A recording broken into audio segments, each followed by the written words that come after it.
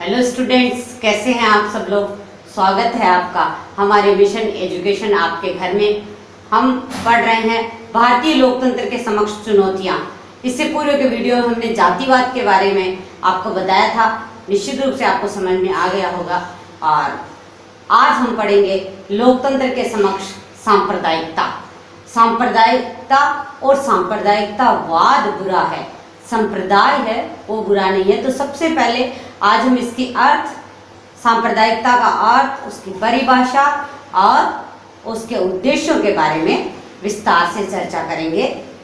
सांप्रदायिकता की अर्थ और परिभाषा विंसेंट स्मिथ के अनुसार एक सांप्रदायिक व्यक्ति या समूह है वह है जो प्रत्येक धार्मिक एवं भाषाई समूह को, ध्यान दीजिए, केवल और केवल धार्मिक आधार पर संप्रदाय नहीं बनता, धार्मिक एवं भाषाई समूह को एक पृथक राजनीतिक तथा सामाजिक इकाई मानता है जिनके हित पूरी तरह से पृथक होते हैं या दूसरे व्यक्तियों से विरोधी भी हो सकते हैं। बिल्कुल ध्यान से समझ लीजिए, सांप्रदायिकता में केवल संप्रदाय या धर्म की बात नहीं होती। सांप्रदायिकता में भाषाई आधार पर भी सांप्रदायिकता फैलाई जाती है और धार्मिक आधार पर, और ये इस तरह से इनके अंदर भावना भर दी जाती है कि आपके हित ही सर्वोपरि है और आपके हित और दूसरे समूह के हित है उनमें विरोध है।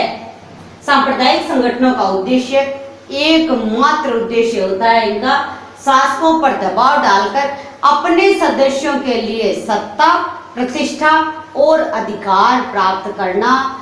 99% जितने भी सांप्रदायिकता के आधार पर दंगे भड़काए जाते हैं उनका अंतिम उद्देश्य यही रहता है। अब हम जानेंगे सांप्रदायिकता के कारण, लेकिन सांप्रदायिकता के कारण जानने से पूर्व हम भारतीय राजनीति में सांप्रदायिकता की जड़ तक जाएंगे। इसकी जड़ें 1905 में विद्यमान है। अगर आपने भारतीय स्वतंत्रता आंदोलन का इतिहास पढ़ रखा है तो निश्चित रूप से आपको पता होगा, सन 57 की क्रांति में भारत में किसी संप्रदाय विशेष ने भाग नहीं लिया था, एक भारतीय व्यक्ति ने उसके संघर्ष के लिए भाग लिया था, भारत माँ की स्वतंत्रता के लिए भाग लिया था, और भारत के हिंदू और मुसलमानों ने एक ही झंडे के तले ब्रिटिश शासन का विरोध किया था और वो अपनी भारत माँ को स्वतंत्र कराने के लिए संघर्ष करते। अब यहीं पर अंग्रेजों ने है वो काम करना शुरू किया और अंग्रेजों को इस बात का आभास हो गया था कि अगर ये हिंदू मुसलमान एक होकर संघर्ष करते रहे तो निश्चित रूप से 1905 या 10 तक अंग्रेजों को भारत छोड़कर जाना पड़ेगा। तो उनका साम्राज्य बना रहे, उनकी औपनिवेशिक नीतियां सफल हो जाए, तो उन्होंने सबसे पहले 1905 का भंग विभाजन किया और बिल्कुल संप्रदाय के आधार पर किया था। 1905 में पूर्वी बंगाल और पश्चिम बंगाल का विभाजन हिंदू मुसलमान बहुल क्षेत्र के आधार पर किया गया था और यहीं से भारतीय राजनीति में सांप्रदायिकता का जो ये जहरीला बीज है वो बोया गया था। और 1906 में मुसलमानों को ये लगा कि भारत में मुस्लिम अधिकारों की रक्षा के लिए, मुस्लिम अधिकारों को एक सत्ता में अपना पद प्राप्त करने के लिए, अपने अधिकार प्राप्त करने के लिए अधिक अलग संगठन की आवश्यकता है। तो 1906 में मोहम्मद अली जिन्ना के नेतृत्व में मुस्लिम लीग का गठन हुआ।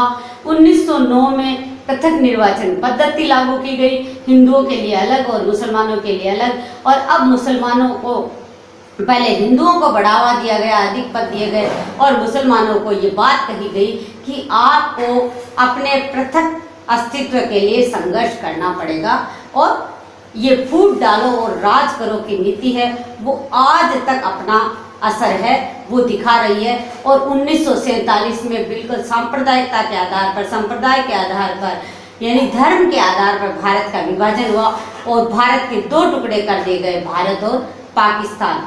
तो पाकिस्तान का निर्माण ही सांप्रदायिक भावना के दुष्परिणाम के रूप में देखा जाता है। अब हम जानेंगे कारणों को। सांप्रदायिक समस्या के कारण विभाजन की कटु स्मृतियां, मैंने पहले ही आपको समझा दिया है कि पाकिस्तान का निर्माण ही सांप्रदायिक भावना के आधार पर किया गया था कि मुसलमान अलग क्षेत्र में रहेंगे, जो हिंदू है वो अलग क्षेत्र में रहेंगे, और देश के 2 टुकड़े कर दिए गए। उस विभाजन के समय में हिंदुओं और मुसलमानों के प्रति जो बुरा व्यवहार हुआ था, महिलाओं और बच्चों को जो प्रताड़ित किया गया था, वो यादें आज भी उनके परिवारों को जब वो याद करते हैं तो उन्हें रुलाई आती है। उसकी जो कटु स्मृतियाँ वो हमेशा ही दोनों संप्रदाय के प्रति है, वो कटु भावनाएं भरती रही है। अगर आपको इसको बहुत विस्तार से समझना है तो एक उपन्यास है trial to Pakistan, doctor Khushwant Singh ने लिखा है, उसको पढ़ लीजिए। उसको नहीं पढ़ पाते हैं तो एक फिल्म आई थी गदर, लगभग 2001-2 में, और उसमें बिल्कुल बताया गया है कि किस तरह से भारत पाकिस्तान के विभाजन के बाद हिंदुओं और मुसलमानों का आपसी व्यवहार था और किस तरह से है लोगों के साथ व्यवहार किया जा रहा था।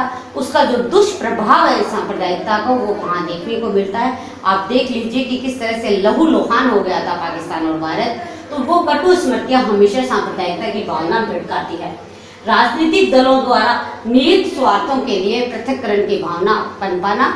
कुछ राजनीतिक दल है जो संप्रदाय के आधार पर, भाषा के आधार पर गठित हुए हैं, जिनका उद्देश्य ही सांप्रदायिक और भाषाई आधार पर व्यक्तियों को विभाजित करना है। तो उनके द्वारा इस तरह की पृथक्करण की भावनाएं पनपाई जाती है।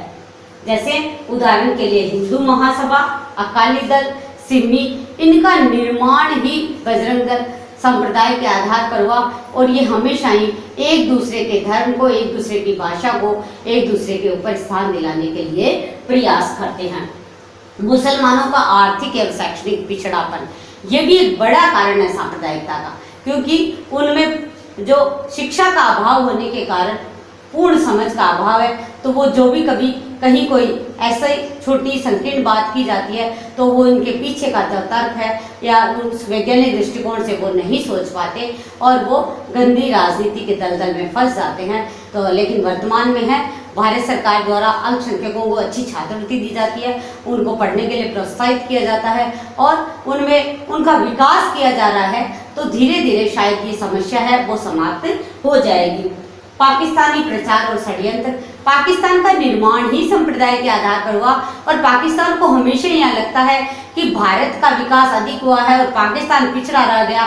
तो वो बार बार भारतीय मुसलमानों को इस बात के लिए भड़काता है कि आपके साथ वहाँ अन्याय होता है, आपके साथ दुर्व्यवहार किया जाता है, जबकि ऐसा कहीं नहीं है। हमारे यहाँ जो माननीय राष्ट्रपति APJ अब्दुल कलाम थे वो बहुत एक अच्छे शासक बनकर गए थे, वो भी मुस्लिम संप्रदाय से थे, लेकिन उनमें किसी भी तरह की कोई सांप्रदायिक भावना नहीं थी। तो पाकिस्तान द्वारा बार बार जो दुष्प्रचार किया जाता है, इससे भी सांप्रदायिकता की भावना है वो जिंदा रहती है। सरकार की उदासीनता, कई बार है इन संकीर्ण भावनाओं के आधार पर छोटी छोटी बातें होती है, छोटे छोटे दंगे भड़काए जाते हैं। उस समय अगर सरकार के द्वारा सक्रिय होकर उनको वहीं पर रोक दिया जाता है और उसकी मूल भावना है उसका ठीक ढंग से, निष्पक्ष ढंग से प्रचार किया जाए तो भी ये दंगे है बड़ा रूप लेने से बच जाते हैं और सांप्रदायिकता की भावना है वहीं खत्म हो जाती है। लेकिन कई बार हमारे यहाँ सरकार के द्वारा उस मामले में उदासीनता दिखाई जाती है।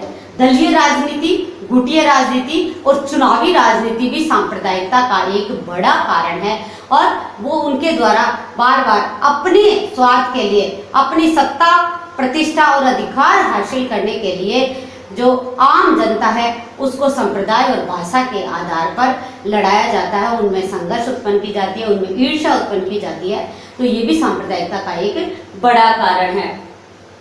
क्योंकि एक पत्रकार हुए थे निखिल चक्रवर्ती, उन्होंने ये लिखा है कि अगर वास्तव में अध्ययन किया जाए तो सभी दंगों का मूल आधार राजनीतिक ही होता है, मूल कारण राजनीतिक होता है। तुष्टीकरण की राजनीति, कई बार किसी दल के द्वारा सत्ता में आने के बाद में एक वर्ग विशेष को संतुष्ट करने के लिए कुछ विशेष रियायतें दे दी जाती है और उस वर्ग विशेष द्वारा उन विशेष रियायतों को अपना अधिकार समझ लिया जाता है। तो दूसरे वर्ग में ईर्ष्या की भावना उत्पन्न होती है। तो इस तुष्टीकरण की राजनीति के कारण भी सांप्रदायिकता है एक समस्या बनी हुई है। और सबसे बड़ा वोट बैंक की राजनीति, प्रत्येक दल के द्वारा ये लगता है कि अमुक भाषा के लोग हमारा वोट बैंक है, अमुक जाति के लोग हमारा वोट बैंक है, अमुक धर्म के लोग हमारा वोट बैंक है और उनको उसी संकीर्णता के बारे में बताया जाता है और ये कहा जाता है कि आपके हितों की सुरक्षा करने वाले हम ही हैं। तो इस वोट बैंक की ओछी राजनीति, संकीर्ण राजनीति के कारण भी सांप्रदायिकता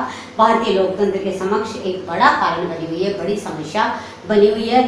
तो आपने निश्चित रूप से सांप्रदायिकता के मूल कारण, अर्थ, परिभाषा और उसके उद्देश्यों को समझ लिया है। तो हमारे साथ बने रहिए, पढ़ते रहिए, आगे बढ़ते रहिए। धन्यवाद।